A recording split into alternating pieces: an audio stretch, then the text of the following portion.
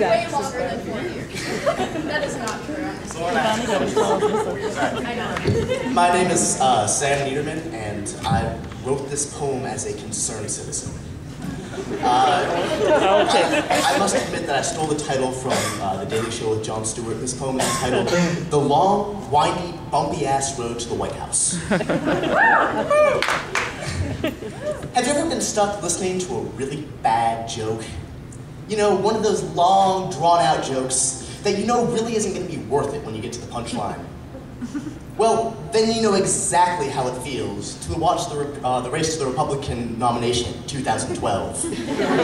Never before have I seen a group of candidates flail so desperately to beat a president. Never before have I seen such a disconnect between a political party and the people.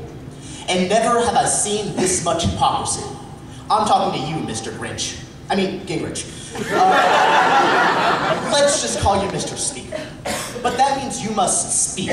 You must speak for your actions, and you must speak for your declarations.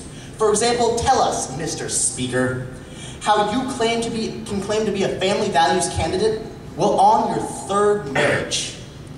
Well, you tried to impeach your president for lying about having an affair while having an affair. Or explain to me how you're going to get gas prices down to $2.50 a gallon while going to war with Iran. War, war, war. That's all we need is another damn war. We need to stop being the policeman of the world. Thank you, Mr. Ron Paul. Never thought I'd say that. Mr. Paul, you may sound batshit crazy sometimes, but you're an important voice to have in politics, because this country is buried under a pile of bonds and unpaid debts, and eventually we're going to have to go at this deficit with a hacksaw, not a scalpel. That's better than Rick Santorum's solution, which is apparently to pray the deficit away. I guess there is that one part in the Bible about forgiving your debtors, if only the Chinese were Christian. But Rick Santorum has forsaken and forgotten one little demographic.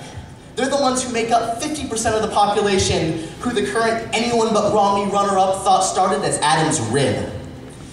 And speaking of Mitt Romney, well, there's not much to say about Mitt, except that he is willing to do whatever he needs to get elected. But your swing from a Massachusetts moderate to something that kind of resembles a conservative has been disturbing. Paul Bangala of Newsweek has it right when he says it takes a remarkable blend of phoniness and feckleness to simultaneously alienate Republicans and independents. You may be the inevitable nominee, Mitt, but I'm just curious to see which one of you shows up to the general election. And now let's reminisce on candidates of primaries past. Remember when Michelle Bachmann, the Wicked Witch of the Midwest, won the Iowa straw poll? Me neither. Well, how about when Rick Perry was leading the polls? Yeah, that lasted till he opened his mouth. And Herman Cain had a shot until he unzipped his pants. The man supposedly assaulted 4 or 5 different women as the head of a pizza company.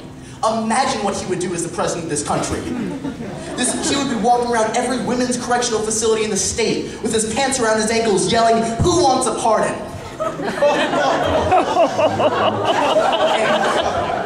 And woe is you, John Huntsman. You were by far the most reasonable candidate, and your party shunned you for your moderate electable views.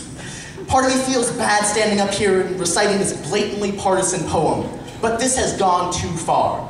The GOP no longer stands for Grand Old Party. It stands for Grand Old Problems. Because I'm sorry, but the Warren Buffetts of the world should be taxed more than the average school teacher.